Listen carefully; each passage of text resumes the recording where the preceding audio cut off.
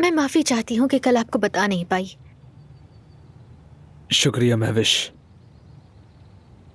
जानता हूं तुम भी बहुत डर गई होगी। आपा भी हमारे साथ थी। पूरी रात में जागती रही। अल्लाह मेरी अम्मी को हमेशा सलामत रखे।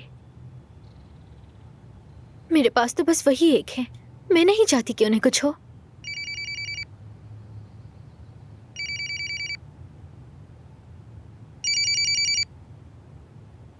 मलिहा,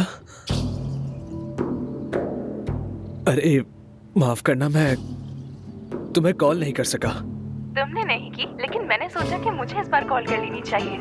अरे मैं बहुत ज्यादा शर्मिंदा हूँ, लेकिन यहाँ पर आजकल बहुत मसले मसाइल चल रहे हैं।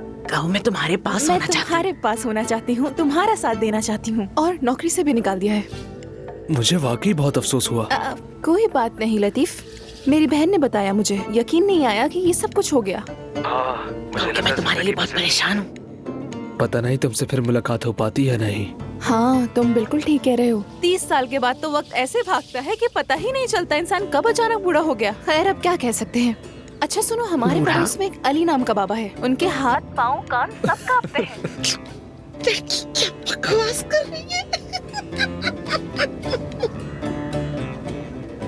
वैसे मलिहा, क्या तुम मेरे साथ कहीं बाहर चलना चाहोगी? अम्मी ये दावत दे रहे हैं। सुन लिया मैंने। अगर तुम हाँ करोगी तो अच्छा लगेगा मुझे।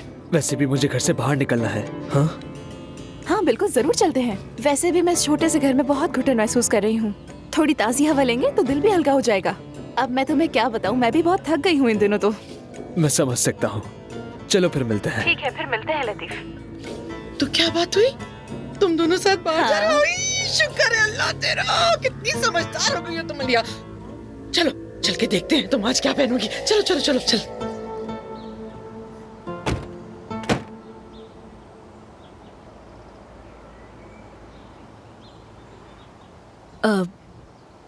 अगर मैं ना जाऊं तो क्या आप लेकर आ सकते हैं?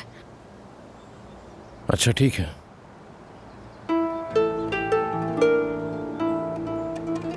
अस्सलाम वालेकुम। शुक्रिया।